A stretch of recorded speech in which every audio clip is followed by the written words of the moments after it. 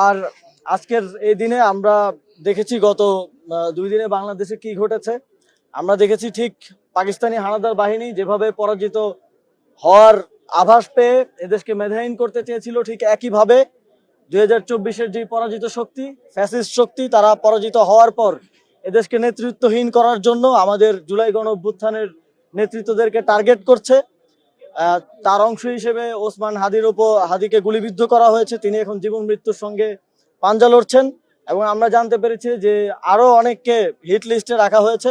আমরা স্পষ্টভাবে বলতে চাই, 71-এ যেমন হানাদার বাহিনীর এবং তাদের দেশীয় দোসরদের ষড়যন্ত্র সফল হয়নি, ঠিক একইভাবে এবারেও পরাজিত ফ্যাসিবাদের দোসরদের কোনো ধরনের ষড়যন্ত্র সফল হবে না। বাংলাদেশ উত্তরোত্তর সফলতার দিকে এগিয়ে যাবে। Thank you.